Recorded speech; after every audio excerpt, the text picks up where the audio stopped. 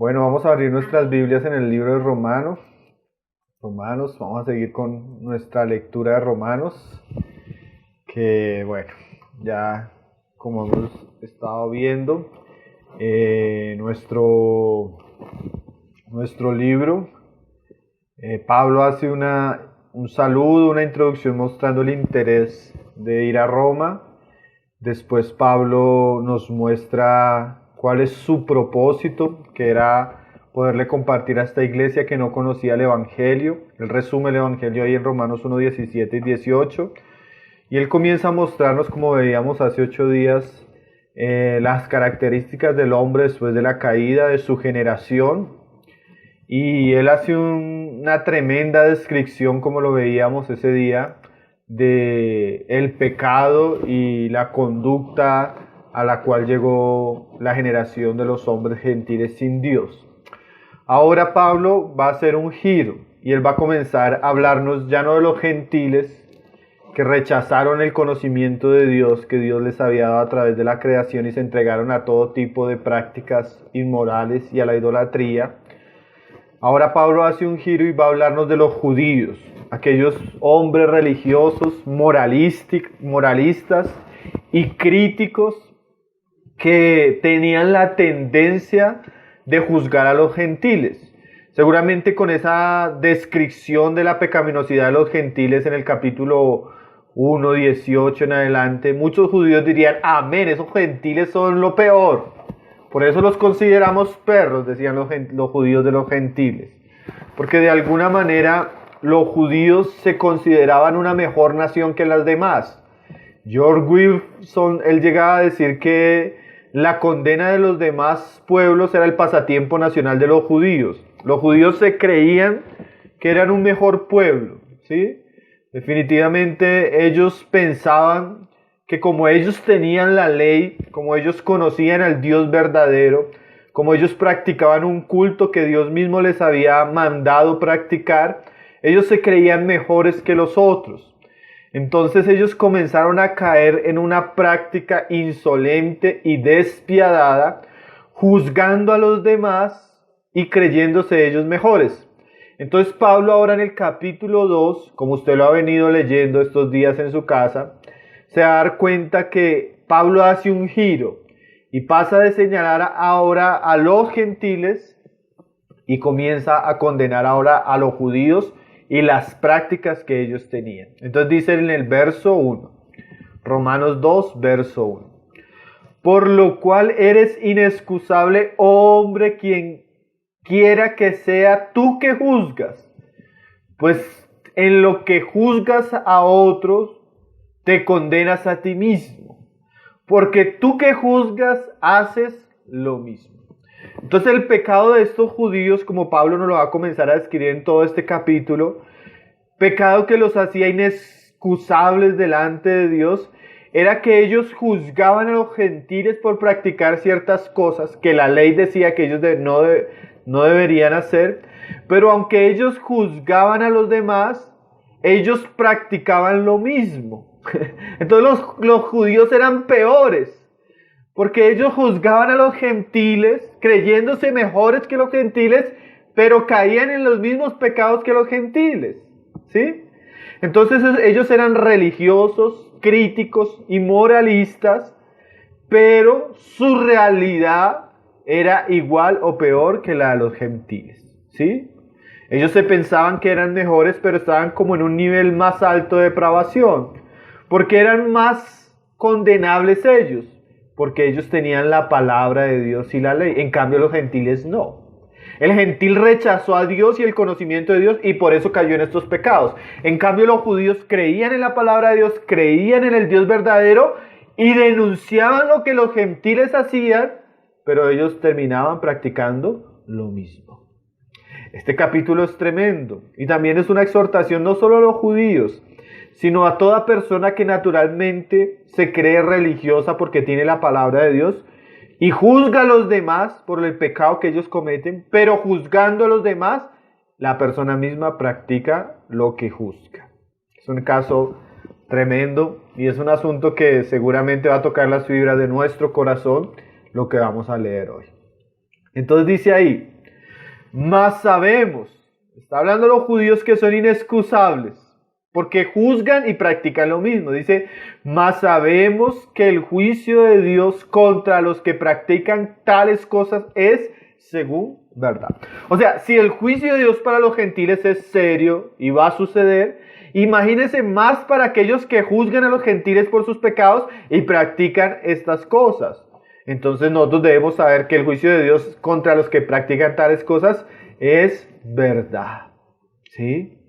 Dice en el 3, y piensas esto, oh hombre, tú que juzgas a los que tal hacen y haces lo mismo, que tú escaparás del juicio de Dios. Entonces mire lo que dice Pablo. Pablo está tratando un pensamiento erróneo en los judíos. El pensamiento erróneo de ellos era que ellos juzgaban lo que hacían los demás, pero ellos hacían lo mismo, pero ellos pensaban que iban a escapar del juicio de Dios. Y eso es una incongruencia, ¿sí? A veces nosotros pensamos que somos más listos que los demás o mejores que los demás, juzgamos a los demás, vemos los defectos en los demás y pensamos que los demás van a ser juzgados, pero nosotros no. Y a veces en lo que juzgamos a los demás, nosotros practicamos lo mismo. Y eso es una miopía espiritual tremenda. Calvino llamaba a estos hombres hipócritas y santurrones. ¿Por qué hipócritas y santurrones? Porque ellos usaban una lupa, aún la lupa de la ley, para ver los pecados de los demás, pero cuando querían mirarse a sí mismos, se tapaban los ojos. Estos hombres eran rápidos para juzgar a los demás, pero lentos para reconocer sus propios pecados. ¿Sí? Estos exponían públicamente lo que los gentiles hacían, pero escondían sus propios pecados. Juzgaban a los demás mientras ellos mismos se consideraban inocentes. Y es que nosotros debemos saber que eso no solo les pasa a los judíos. El hombre naturalmente en su carne, en su religiosidad, tiene la tendencia a ver los pecados de los demás y no a ver los suyos. Como dijo un puritano en el pasado, para nosotros es más fácil denunciar 1000 pecados en otros que matar un pecado en nosotros mismos. Y esa era la tendencia de los judíos.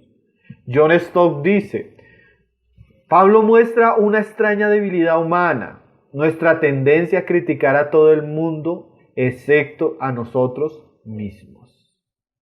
Normalmente somos intransigentes al juzgar a los otros, como condescendientes cuando juzgamos nuestras propias faltas. Hacemos una evaluación muy severa de los demás. Tratamos a los demás con un juicio muy severo y con nosotros somos muy laxos, cuando debería ser lo contrario, ¿no? Deberíamos ser muy, muy intrascendentes con nosotros mismos y más laxos con los demás. ¿Sí? Y dice Pablo ahí en el 3, ¿piensas esto? O sea, es una incongruencia. ¿Cómo piensas esto, hombre? Que tú que juzgas al otro y haces lo mismo y tú vas a escapar del juicio de Dios. ¿Sí? Ahora, los gentiles, como decíamos ahora, practicaban todo tipo de pecado porque sus mentes estaban reprobadas. Ellos no tenían el conocimiento de Dios, eran enemigos de ese conocimiento de Dios, ellos rechazaron la verdad de Dios y por eso caían en todo tipo de práctica. En cambio, los judíos, no, los judíos creían en la palabra de Dios, creían en la revelación de Dios. Juzgaban a los otros con la medida de la palabra de Dios, pero ellos practicaban lo de los demás, pero ellos creían que no iban a ser culpados por eso. ¿Sí? Ahora nosotros vamos a darnos cuenta que Dios no está interesado en lo que creemos o la manera que juzgamos a los demás. Dios está interesado en cómo vivimos y vamos a ser pasados por el juicio de Dios es por cómo vivimos. Ni siquiera por lo que creemos, porque usted puede creer algo que es cierto, juzgar bajo eso que es cierto y vivir de manera incorrecta. Entonces no se trata a veces lo que usted cree, solo que lo que usted cree lo hace más culpable porque le da un grado mayor de responsabilidad porque usted tiene conocimiento de la verdad. ¿Sí?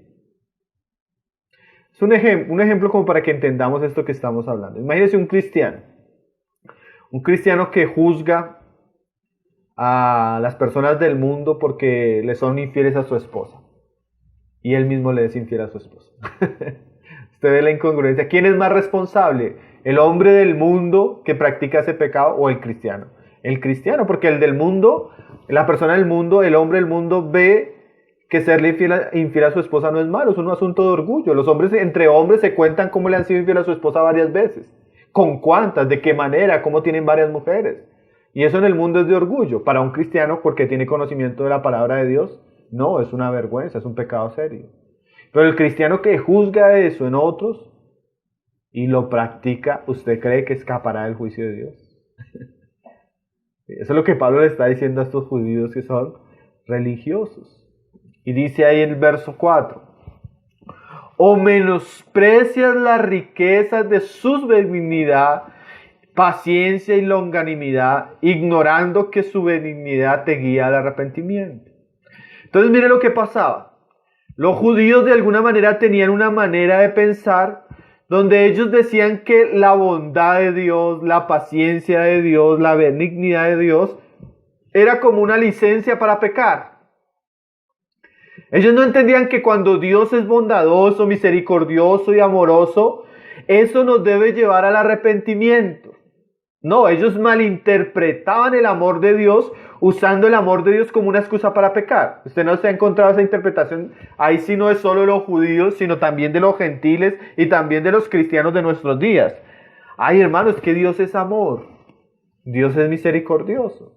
Y es verdad, pero tanto el amor como la misericordia de Dios no justifican ni le dan una licencia al hombre para pecar, sino por el contrario, el amor de Dios y su gracia nos constriñe ¿para qué? Para llevarnos al arrepentimiento. Entonces algunos falsamente usan la excusa de la bondad de Dios como un medio para escapar del juicio de Dios en vez de arrepentirse. Y ese era el problema de los judíos. Ellos se sentían que Dios los había amado tanto y que Dios les había dado tantos privilegios que en esos privilegios Dios los iba a librar de su juicio. ¿Sí? Pero eso es una gravísima y mala interpretación. Es más, podríamos decir que es una degradación espiritual y moral cuando apelamos al amor de Dios para permanecer en nuestros pecados. Porque es que hay cristianos, hay personas, y cristianos también, que usan hasta ciertos pasajes para justificar su pecado. Yo una vez hablaba en un campamento de jóvenes, entonces yo leía ese versículo, cuando Jesús le dice a Pedro, Pedro, velad y orad para que no entres en tentación. El espíritu a la verdad está dispuesto, pero la carne es débil. ¿Está leído ese pasaje? Claro, todos los cristianos lo conocen. Pero no falta el sinvergüenza que le dice a uno, no, pastor, es que usted sabe, el mismo Señor enseñó, la carne es débil. Entonces el sinvergüenza usa ese versículo para justificar su pecado. Ahora decía Charles Spurgeon, cuando Jesús dijo, la carne es débil, Él no estaba justificando nuestro pecado. Él estaba advirtiéndonos sobre la tendencia que tiene nuestra carne y la manera como sabia y vigilantemente debemos tener cuidado de ella. Se ve las dos interpretaciones tan diferentes, pero tan opuestas, en el sentido de que definitivamente Jesús no dijo eso para justificar mi pecado. Pero así hay muchos que aún como estos judíos pensaban que la bondad de Dios, la misericordia de Dios, la gracia de Dios, la podían distorsionar para su propio beneficio y seguir viviendo en sus pecados. Y como dijo un famoso predicador, Adolf Wolf, él dice, quien desea gracia, pero una gracia que no lleva al arrepentimiento, en realidad está despreciando la gracia. Mire esa frase tan interesante. Cuando usted desea el amor de Dios y la gracia de Dios, pero no para arrepentirse y cambiar su vida, usted está despreciando esa gracia que tal vez aún puedan recibir. Entonces mire lo que está diciendo Pablo. O menosprecias las riquezas de su benignidad, paciencia y longanimidad, ignorando, porque esto es una ignorancia, ignorar que su benignidad te guía al arrepentimiento. O sea, el verdadero propósito del amor de Dios es que llevarnos al arrepentimiento. Dice en el 5, pero por tu dureza, ahí es donde está el problema, y tu corazón no arrepentido. O sea, el problema de los judíos era que aunque tenían la palabra de Dios, aunque habían conocido de alguna manera la bondad de Dios, eran personas duras de corazón, eran personas no arrepentidas, eran personas que aunque tenían la palabra de Dios, practicaban el mismo pecado que los demás y juzgaban a los demás tras del hecho. Entonces, por esa dureza y ese corazón arrepentido, ¿qué hacían ellos?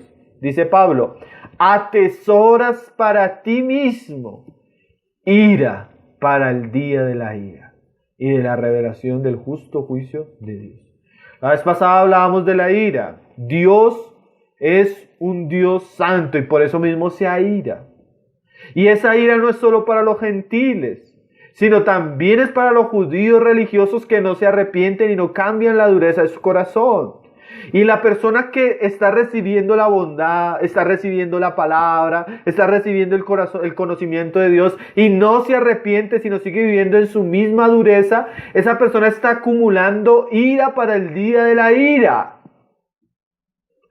Va a haber un día donde Dios va a revelar su juicio justo a los hombres. Y van a haber personas que ese día van a haber acumulado mucho para el juicio.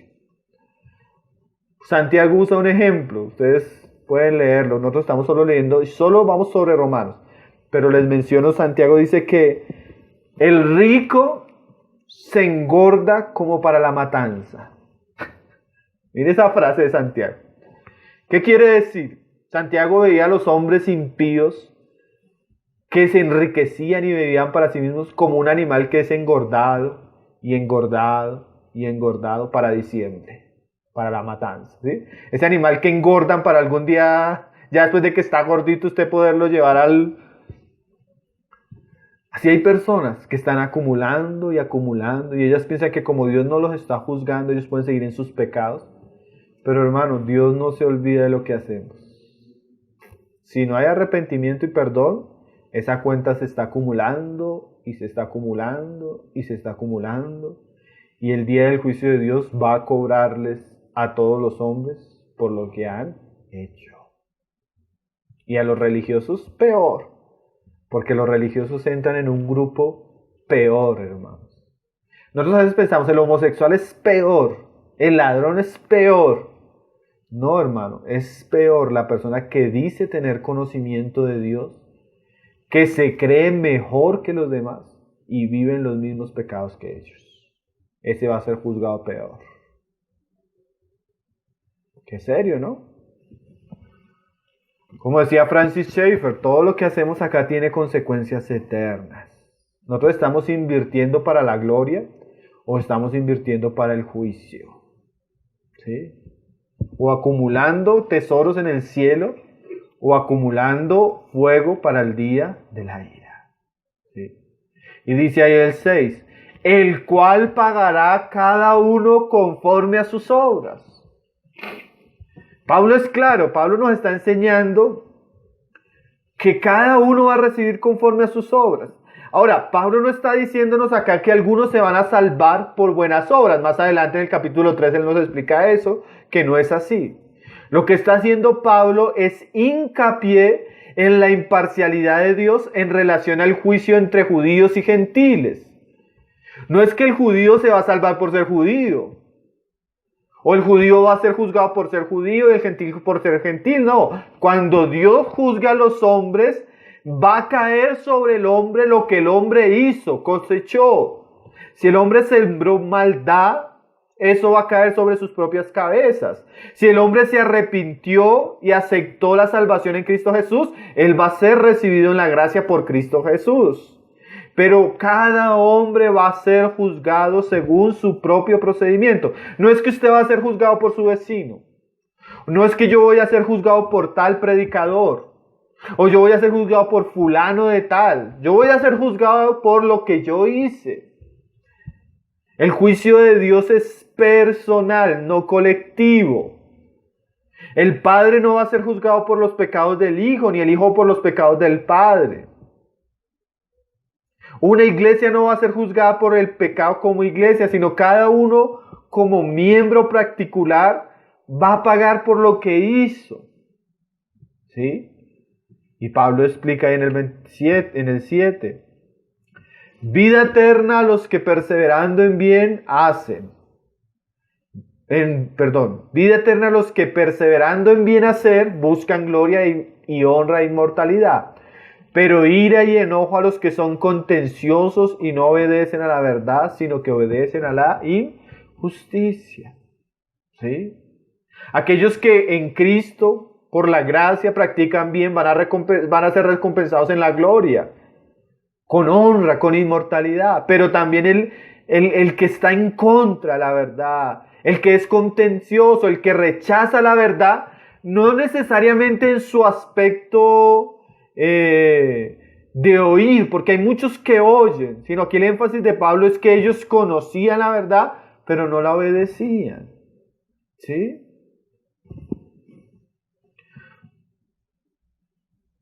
Ahora, como venimos diciendo, mira lo que dice el verso 9. Tribulación y angustia sobre todo ser humano que hace lo malo. Hermano, el juicio de Dios es algo que es de las doctrinas principales de la Biblia. Dios va a juzgar a los hombres y al malo lo que le espera es tribulación y angustia. Dice ahí, al judío primeramente. ¿Por qué al judío primeramente? Porque el judío tenía una responsabilidad mayor. Ellos habían recibido la palabra de Dios. Y ese privilegio los hacía más responsables. Es como, por ejemplo, yo pienso que un joven que rechaza directamente el Evangelio, es hostil al Evangelio, se rebela contra el Evangelio y muere, él va a ser juzgado. Pero piense, por ejemplo, en un joven que fue criado en el Evangelio, que se le predicó el Evangelio desde niño, se oró por él, se le llevó a la iglesia, se le dio buen ejemplo. Y aunque él admiraba a sus padres, rechazó el Evangelio y se rebeló contra el Evangelio. El día del juicio, ese joven que escuchó, que vio, que asistió a la iglesia, va a ser mucho más responsable que aquel joven que tal vez no tuvo papá cristiano, que tal vez nunca le dieron testimonio, que tal vez nunca visitó una iglesia, ¿no? Hay gente, hermanos, que yo digo personalmente, mejor les hubiera sido nunca haber ido a la iglesia. Porque habiendo oído tantas veces y aún así resisten con dureza la palabra de Dios. Una responsabilidad terrible, ¿no? Ellos se burlan de Dios, pero el día del juicio, para ellos el juicio va a ser más severo por causa de que recibieron más. Entonces, al judío, ¿qué? Primeramente, pero tampoco eso exime al griego. No, es que a mí nunca me predicaron. No, sí, la creación predica, ¿se acuerdan? La conciencia predica. Usted no tiene la Biblia, pero usted tiene una conciencia que le acusa.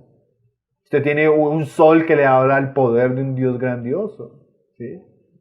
El griego también. El griego no va a ser inexcusable también, como lo veíamos la vez pasada. ¿Sí? Pero, gracias a Dios existe ese pero, ¿no? Gloria y honra y paz a todo el que hace lo bueno. Al judío primeramente y también al griego. Pablo entiende que aquel que hace lo bueno, como él más adelante nos lo va a enseñar, no lo hace por sí mismo, sino Pablo seguramente está haciendo una aplicación de aquellos que, tal vez siendo gentiles, pero ahora en Cristo pueden hacer lo bueno. Y esto también llena de esperanza nuestro corazón, mi querido hermano y estudiante.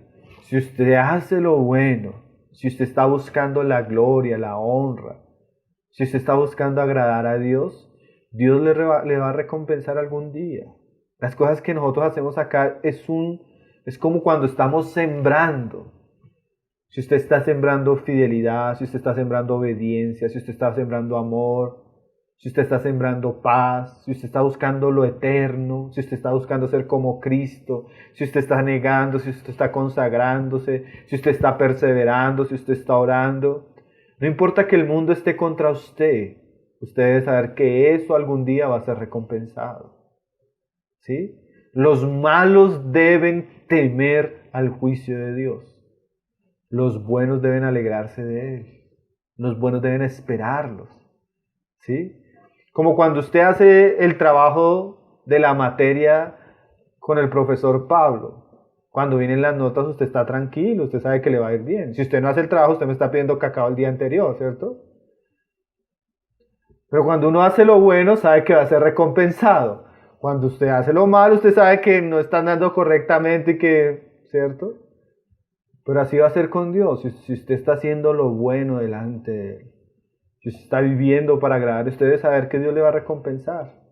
Porque Dios es bueno con aquellos que le obedecen. Como también usted debe saber que si usted está siendo un hipócrita, un mentiroso, un religioso, un santurrón, Dios le va a juzgar. Y le va a juzgar más seriamente que aquel que no conoce todo lo que usted tal vez está conociendo. Y a mí me va a juzgar más porque yo estoy enseñando esto, imagínense. Por eso Santiago dice, no os hagáis muchos maestros de vosotros, porque no es solo enseñar la palabra, es vivir la palabra, es andar conforme a la palabra. Y eso genera una tremenda responsabilidad. Yo de verdad a veces pienso que en un sentido me hubiera gustado otra profesión, que no considere el ministerio una profesión como tal, sino me hubiera gustado ocuparme de otras cosas que no fueran tan serias. Pero cuando nosotros hablamos cosas como predicar la palabra, pastorear una iglesia, enseñar a otras personas, deberíamos ser conscientes que es un asunto que genera una tremenda responsabilidad en nosotros. En estos días hablaba con un hombre que es un sinvergüenza. Le decía, la verdad, usted no debería enseñar, usted debería ser enseñado, usted no debería estar pastoreando, usted debería estar siendo pastoreado. Porque aunque usted tenga los dones de un ángel, si usted vive como un sinvergüenza, no debería predicar la palabra de Jesucristo. Que no se trata tanto lo que hablamos, sino cómo vivimos, hermanos. Y eso es bien importante saberlo, porque ese era el pecado de estos hombres judíos, religiosos, ¿no? Y dice, y también al griego, porque no hay acepción de personas para con Dios. O sea, Dios no tiene una doble moral. Dios no va a juzgar a los judíos y a los griegos no. Él va a juzgar a todos los hombres según lo que les ha dado, según la responsabilidad y según lo que ellos hayan hecho. ¿Sí? Dice en el 12, porque todos los que sin ley han pecado, sin ley perecerán. Y todos los que bajo la ley han pecado por la ley serán juzgados. Entonces, es bien claro. Una persona sin ley pecó, el gentil no tenía la ley, pues no se le va a juzgar conforme a la ley, sino conforme a lo que él tenía de conocimiento, en este caso su conciencia y en este caso la revelación natural. ¿Sí? Por ejemplo, cuando llegue una persona al juicio de Dios, no se le va a decir, bueno, ¿qué decía Pablo en el libro de Romanos capítulo 1? Y la persona le va a decir, no, Dios, yo nunca leí el libro de Romanos. ¿Qué era eso de Romanos? Claro que Dios no es absurdo, Él le va a juzgar según lo que Él supo, ¿no? Le va a decir, por ejemplo, bueno, cuando usted fue a decir esa mentira y su conciencia le dijo que eso estaba mal, ¿usted por qué no respondió a su conciencia? Si usted sabía que yo le estaba hablando a través de esa voz señalándole. Pero, por ejemplo, a un cristiano que estuvo en la escuela de pensamiento, le va a decir, bueno, Romanos 1... Romanos 2, verso 12 decía, ¿sí se acuerda de ese profesor maluco que les hablaba fuerte? ¿Sí? Vamos a ser juzgados, los que hemos oído la palabra vamos a ser juzgados por la palabra que oímos. Ahora, los que no han oído la palabra, pues no van a ser juzgados por la palabra porque no la han oído, pero van a ser juzgados también, conforme a lo que han recibido, ¿no? Y todos los que bajo la ley han pecado, por la ley serán juzgados. Entonces, el asunto del peso del juicio de Dios es que el hombre va a ser juzgado según la base de lo que él recibió. Si él recibió la ley, va a ser juzgado por la ley. Si él no recibió la ley, pues no va a ser juzgado por la ley. Lo mismo nosotros, que hemos escuchado el Evangelio, nosotros vamos a ser juzgados por el Evangelio. ¿Creímos en el Evangelio o rechazamos el Evangelio? ¿Sí? Entonces, dice ahí Pablo en el verso 13, haciendo una declaración de alguna manera hipotética. Porque no son los oidores de la ley los justos ante Dios, sino los hacedores de la ley serán justificados. Ahora, ¿por qué decimos una declaración hipotética? Porque Pablo más adelante en el capítulo 3, como en toda su epístola de Romanos y Gálatas, nos enseña que nadie va a ser justificado por la ley. O sea, es una cuestión hipotética. ¿Por qué hipotética? Porque él está hablándole a judíos que ellos pensaban que solo oír la ley los iba a librar del juicio. Y Pablo le está diciendo, no son los oidores de la ley los que son justos ante Dios, sino son los que hacen la ley. O sea, usted no puede, porque los judíos pensaban así, no, es que yo tengo la ley, Dios no me va a juzgar porque tengo la ley. Y Pablo le está diciendo, eso es absurdo. Dios no va a juzgarlo a usted porque tenga la ley, sino lo va a juzgar o lo va a justificar es porque usted cumpla la ley. ¿Me está entendiendo? ¿Sí? Ahora, ese énfasis en la ley, pues es claro porque le está hablando a los judíos. ¿Sí? Mire, era tan serio, porque ellos pensaban que teniendo la ley eso ya lo salvaba. El problema no es tenerla, el problema es obedecerla. ¿Sí? Mire lo que dice nuestro hermano John Murray hablando de este asunto. Él dice, el principal argumento de este verso es mostrar que los oyentes de la ley no estarán justificados ante Dios solo por escucharla, sino por practicarla. Ahora, si nosotros lo aplicamos ya en la enseñanza de Jesús, ¿cuál es el resumen de la ley? Amarás a tu Dios con todo tu corazón, con todas tus fuerzas, con toda tu mente y a tu prójimo como a ti. Entonces el asunto no era conocer toda la ley, era cumplir esa ley. ¿Sí? Entonces ellos tenían una falsa seguridad porque al escuchar la ley sábado tras sábado en la sinagoga, ellos se familiarizaron con las cosas sagradas. Sin embargo, siendo oyentes de algo sagrado, vivían como personas impías. ¿Sí? Ahora Pablo hace un contraste. Mire ese contraste tan interesante ahora en el verso 14. Dice, porque cuando los gentiles que no tienen ley, ¿sí? Ellos no tuvieron a Moisés, ellos no escuchaban la enseñanza de la sinagoga. Dice, hacen por naturaleza lo que es de la ley, estos aunque no tengan ley, son ley para sí mismos. Entonces Pablo mire lo que le dice, mira, hay gentiles que no tienen la ley, no escucharon nunca a Moisés, pero su naturaleza o ellos en sí mismos cumplen la ley. ¿Qué es lo que está mostrando? Como decíamos ahora, mostrando ahí en el 15, la ley, mostrando la obra de la ley escrita en sus corazones, dando testimonio su conciencia y acusándoles o defendiendo su razonamiento. Entonces ahora Pablo introduce otro ingrediente que ya habíamos hablado de él, la conciencia. El gentil tal vez no tiene la Biblia, el gentil no tenía a Moisés, pero ¿sabe que sí tiene todo hombre? Conciencia. ¿Y qué es la conciencia? La conciencia es esa luz interior que Dios dejó en todo hombre, que interiormente le da testimonio y lo acusa o lo defiende según lo que el hombre hace. Yo sé que esto a veces es difícil de explicar, pero todos lo hemos vivido. Por ejemplo, cuando usted no tenía a Cristo, usted, por ejemplo, el niño que entra al supermercado, el joven que entra al supermercado, y él ve un paquete de galletas que él quiere, y él mira para todo lado y nadie lo está mirando. Entonces el muchacho estira la mano, coge las galletas y se las guarda. Nadie lo está mirando, ¿cierto? Pero el corazón comienza a agitarse, él comienza a sentir miedo y él comienza a sudar. Y algo por dentro comienza a mostrarle que eso está mal. ¿Quién es ese agente? Ese agente en la Biblia se llama así, conciencia. Y la conciencia es como un juez. A veces nos dice, estás bien.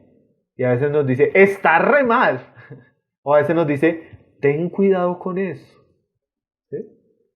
Y eso lo tiene todo hombre. Claro que cuando usted se vuelve a Cristo, al venir el Espíritu Santo a morar en su corazón, su conciencia adquiere una luz y una nitidez más clara. Lo mismo pasa con el impío. En la medida que el impío se introduce en el pecado, su corazón comienza a endurecerse y comienza a perder la sensibilidad hacia esa voz de la conciencia. Pero Pablo nos está diciendo que hay gentiles que son más sensibles a esa conciencia que lo que son los judíos a la palabra de Dios. Y es verdad, a veces usted se iba a encontrar, y hasta yo pienso que hasta en medio del pueblo cristiano hoy en día usted se encuentra personas que dicen ser cristianas y mienten sin vergüenza. Son deshonestos en los trabajos y en sus negocios y no sienten vergüenza, no se sienten acusados. Están endurecidos. Como hay gentiles que no son cristianos y son honestos. Son buenos trabajadores. No dicen mentiras, son buenos esposos. Y no son cristianos, ni son salvos por eso. Pero de alguna manera ellos responden mejor a sus conciencias que lo que responden muchos cristianos, o en este caso, muchos judíos a la palabra de Dios. Tremendo, ¿no?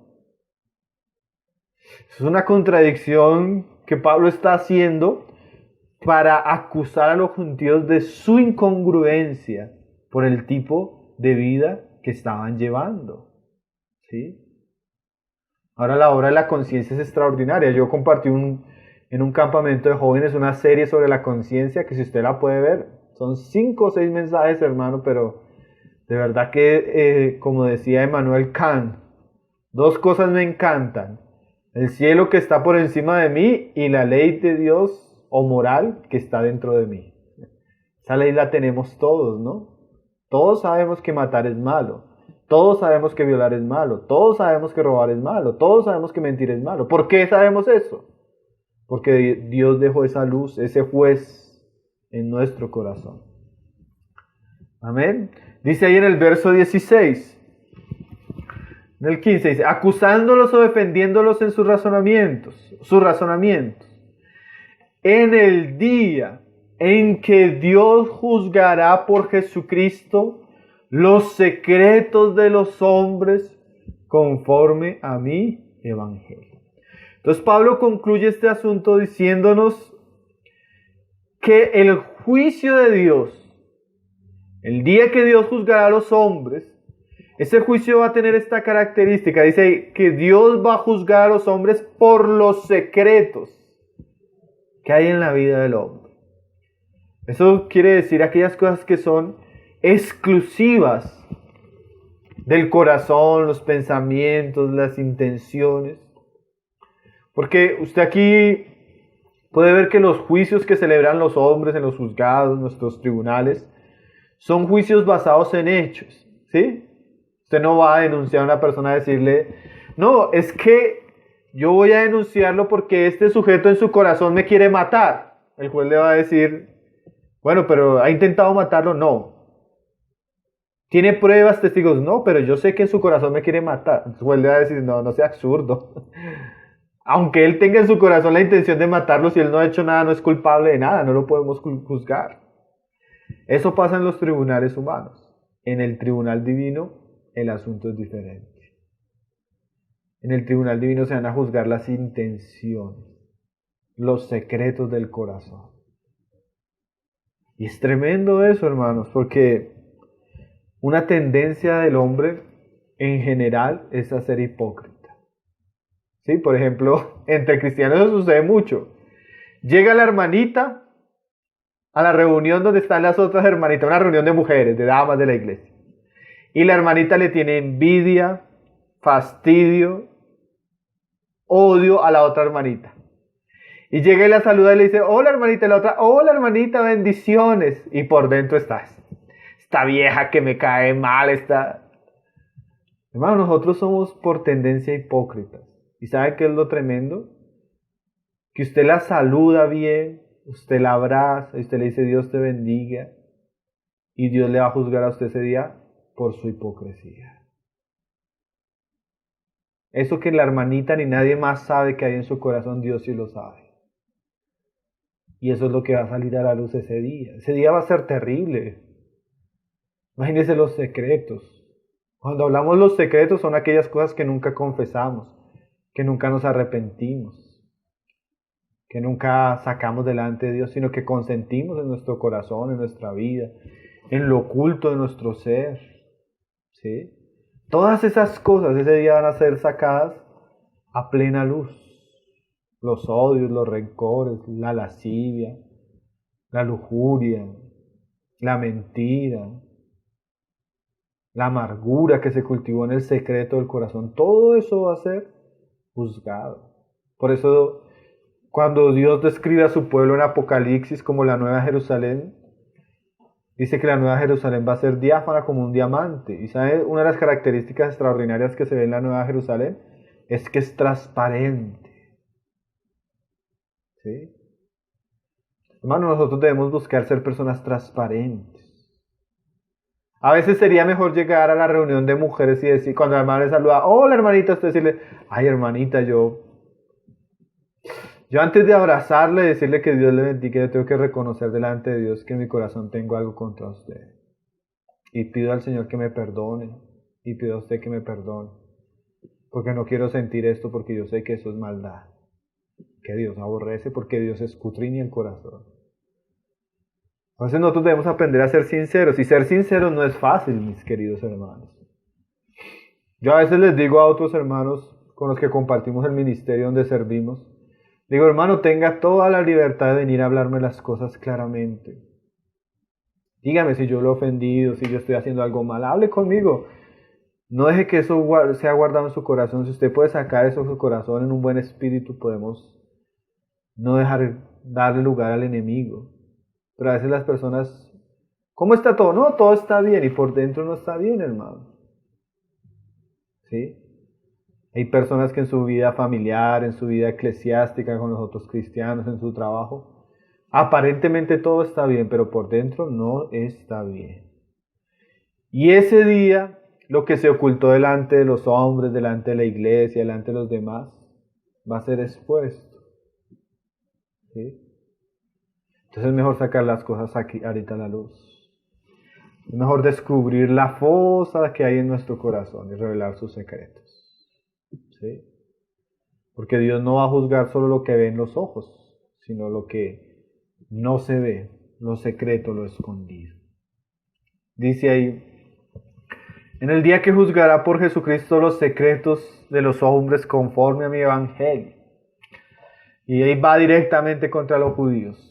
Aquí tú tienes el sobrenombre de judío y te apoyas en la ley y te glorías en Dios. O sea, ellos se creían mejores porque eran judíos. Ellos se apoyaban en la ley, ellos se gloriaban en Dios. Ellos decían, y conoce su voluntad.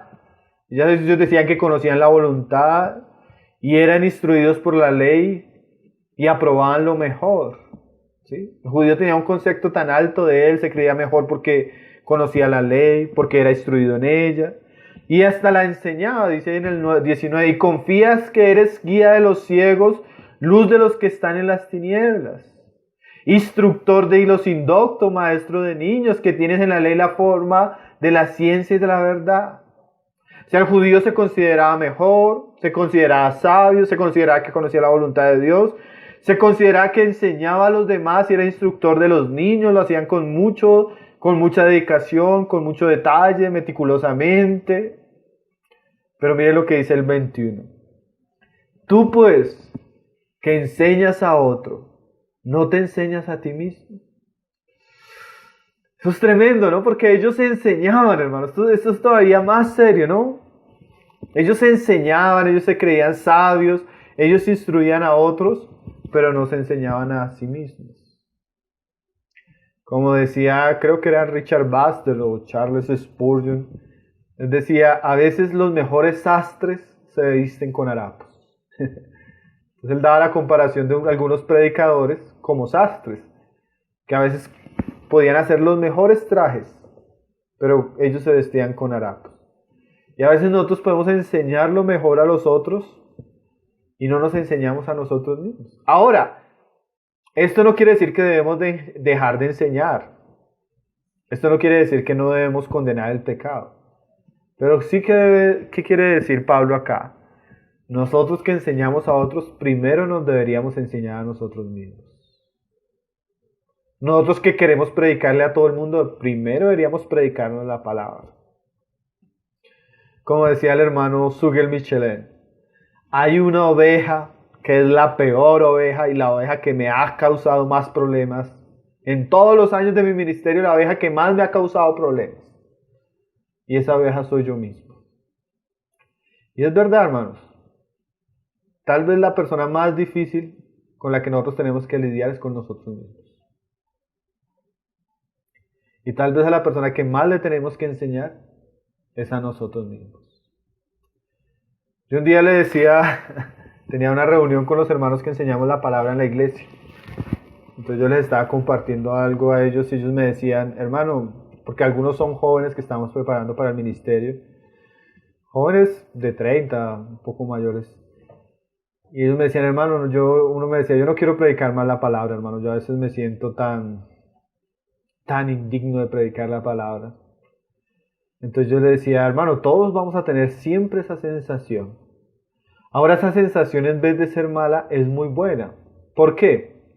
Porque yo al estudiar la palabra, al escudriñar la palabra y predicarme la palabra a mí, eso me genera una serie de crisis tremendas, de desafíos personales muy grandes, de confrontación yo mismo con la palabra tremenda.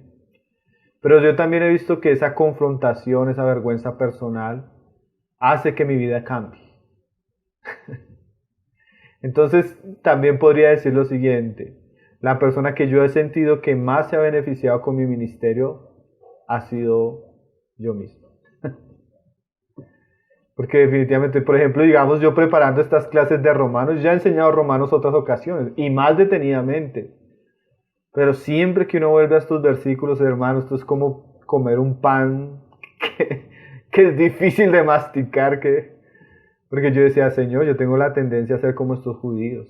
Ten misericordia de mí. Porque yo enseño y me creo que sé la palabra. Y a veces no sé si me la estoy enseñando bien a mí mismo, ¿no? Y yo tengo que tener cuidado con mí mismo. Claro, yo tengo que cuidar de la iglesia, tengo que cuidar de mi familia, tengo que cuidar de una serie de responsabilidades y ministerios que tengo a mi cargo. Pero si yo no cuido de mí mismo, al descuidar yo mi vida, voy a destruir todo. Va a destruir mi familia, va a destruir la iglesia, va a destruir los ministerios que están a mi responsabilidad. Entonces, para que todo esté bien, yo tengo que estar bien. Yo tengo que ser íntegro, procurar vivir en la medida que el Señor me está enseñando lo que me está enseñando. Y eso va a tener un efecto pues en mí y en los que me oyen. Me voy a salvar a mí mismo y voy a salvar a los que me oyen, como le dice Pablo a Timoteo. Entonces es muy importante, hermanos, enseñar. Pero primero necesitamos enseñarnos a nosotros mismos para no caer en el pecado que caían estos judíos, ¿no? Pablo está denunciando que ellos no vivían de acuerdo al conocimiento que poseían, porque dice, tú que predicas que no se ha de hurtar, hurtas. Eran codiciosos. ¿Sí? Señalaban a los gentiles por ser ladrones, por ser codiciosos, y ellos hacían lo mismo. Tú que dices que no se ha de adulterar y adulteras. Hermanos, la tasa de divorcios entre los judíos era espeluznante, es como ver la generación de nuestros días. Y ellos enseñaban que no se debía adulterar. Pero ellos vivían unas vidas de adulterio. Tú que abominas a los ídolos cometes sacrilegio. ¿Sí? Los judíos consideraban la idolatría algo aborrecible. ¿Sí? Pero, por ejemplo, F.F. Bruce sugiere que en este pasaje se hace referencia a un escándalo que sucedió en el año 19 de la era cristiana, donde unos judíos en Roma, diciendo que estaban enseñando la fe judía, hicieron que algunos romanos se convirtieran al judaísmo y los manipularon para que hicieran una contribución muy grande de dinero en el templo. Y cuando dieron la ofrenda para el templo, los romanos, los judíos se la robaron. Eran estafadores con las cosas sagradas, sacrílegos. Y eso es tremendo, hermano, porque muchos pastores que hablan que robar es pecado, hoy en día están robando sus congregaciones. Están manipulando las congregaciones con la doctrina para sacarles provecho a las personas. No es, ni siquiera están pensando en las pobres de la iglesia, no están pensando en las misiones, no están pensando en apoyar el ministerio de la literatura o la predicación de la palabra. No, ellos están pensando en tener mejor carro, mejor casa. Y a veces lo que nosotros denunciamos en los demás lo hacemos. ¿Sí? Y ese era el pecado de los judíos. Dice ahí en el 23, tú que te jactas de la ley, con infracción de la ley deshonras a Dios. O sea, ellos se jactaban en la ley, pero la misma ley los acusaba a ellos de infringirla. ¿Sí? Y mire lo que esto causaba en el 24. Porque como está escrito, el nombre de Dios es blasfemado entre los gentiles por causa de vosotros. O sea que ellos, al decir que eran maestros de la ley, al gloriarse en Dios, pero no hacer lo que ellos enseñaban, ¿qué pasaba? Los gentiles blasfemaban el nombre de Dios por el testimonio de los judíos. Entonces los judíos llegaban a decir, los gentiles llegaban a decir, no, pero por lo menos nosotros no creemos en Dios o tenemos miles de dioses, pero ustedes que dicen que Dios es santo, que la ley es santa y que la ley enseña esto y ustedes mismos caen en esos pecados. No, yo prefiero ser gentil y pagano, ateo, que ser un judío creyente como usted. ¿Sí? Hermano, y uno de los mayores desafíos que enfrenta la iglesia contemporánea en nuestros días es la inconsistencia que tienen los cristianos en su testimonio. Muchos cristianos tienen una doble vida, y esa doble vida es peor que vivir como un ateo. Porque el cristiano que practica el pecado pero habla en nombre de Dios, hace que las personas no quieran escuchar de Dios porque relacionan a Dios con el pecado que el cristiano practica. ¿Sí? ¿Usted no se le ha pasado en su oficina o en... Ah, no, a mí no me hable del evangelio del cristiano porque esos cristianos son... Yo conocí a un pastor que eso le predicaba a uno muy bonito de la palabra, pero cuando uno iba a ver su familia o cuando uno lo iba a ver en los negocios, no, a mí no me hable de eso. ¿Sí? ¿Usted no ha escuchado esas frases? Porque lastimosamente nuestro testimonio lo están viendo las personas. Y cuando ellas nos escuchan que somos cristianos, ellos esperan que vivamos como cristianos. Y cuando no vivimos como cristianos nos van a caer encima, a señalarnos. ¿Sí? Y Pablo dice, ustedes se volvieron tropiezo para los gentiles. Israel, que era la luz que debía alumbrar a los gentiles como un candelero con la palabra de Dios. Israel mismo ocultó la luz para que los gentiles no pudieran ver la luz de la palabra de Dios y el conocimiento del Dios verdadero. ¿Sí? Y dice ahí en el 25, pues en verdad la circuncisión aprovechas y guardas la ley, pero si eres transgresor de la ley, tu circuncisión viene a ser incircuncisión. O sea, los judíos se gloriaban en practicar un acto externo, ¿sí? Ellos casi se volvieron supersticiosos en el acto de la circuncisión. Pero como dice John Stott, no era la circuncisión un sustituto a la obediencia, ¿cierto? Ellos pensaban que si se circuncidaban ya estaba listo. Y eso es como los católicos, piensan que si ya están bautizados de niño y cumplieron los sacramentos ya están listos. Pero no se trata de cumplir sacramentos externos. O como los cristianos, que piensan que el bautismo mismo los salva. Hermano, el bautismo puede ser como la misma circuncisión, solo un acto externo que no tiene ninguna realidad interna.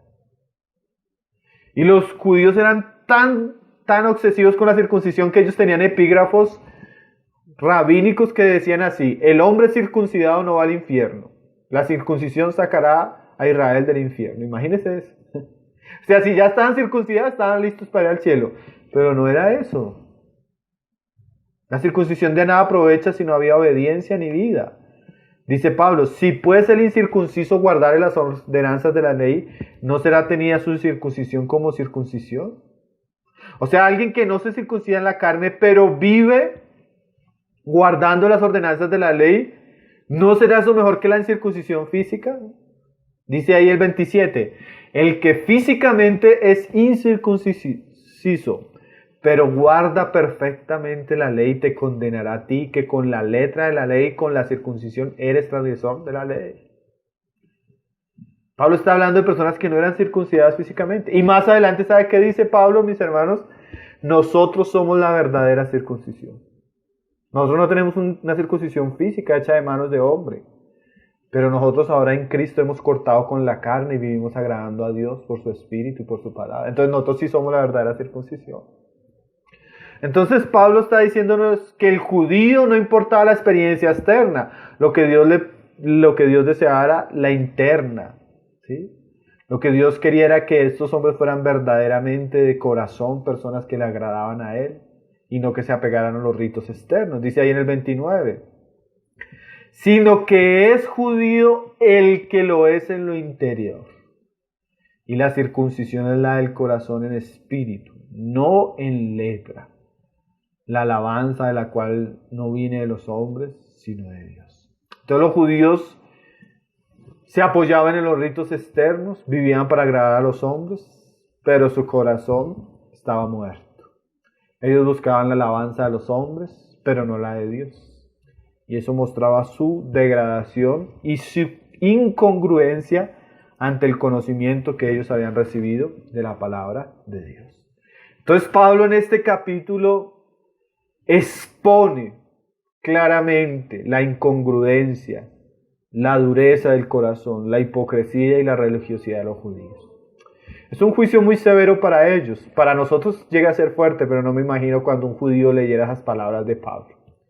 Ahora, Pablo sabía lo que estaba hablando porque él era judío de judíos, fariseo, estricto en su religión, y él se dio cuenta de la hipocresía y la maldad que había en este ambiente, que no llevaba a los hombres a agradar a Dios, sino que muchas veces los llevaba a ser hipócritas. Pero eso también, mis hermanos, es una enseñanza para cada uno de nosotros, ¿no? Esa tendencia religiosa, crítica de los judíos con los demás y ser tan hipócritas con sus pecados, es una maldad que tiene todo hombre y nosotros debemos ser guardados. Dios nos permita por su palabra ser libres de ese espíritu, ¿no? Que si hay alguien que necesitamos señalar primero, sea nosotros mismos. Que si hay alguien que necesita cambiar primero, seamos nosotros mismos. Que si hay alguien que necesita ser enseñado primero, seamos nosotros mismos. Que podamos ser de aquellos que no se glorían en los ritos externos. Si usted no se gloría, hay gente que se gloria, no, es que yo voy a la iglesia más bonita, tengo el pastor más bonito, me bauticé con la bata blanca más bonita, tengo el traje de paño más bonito. Hermano, nada de lo externo hace que usted sea más justo delante de Dios. Dios está interesado en lo interno, en la realidad, en lo que hay en el corazón, en las intenciones. Dios está interesado en que seamos más puros, más como Cristo. Y hacia allá nos debe llevar el Evangelio de Jesucristo. Amén.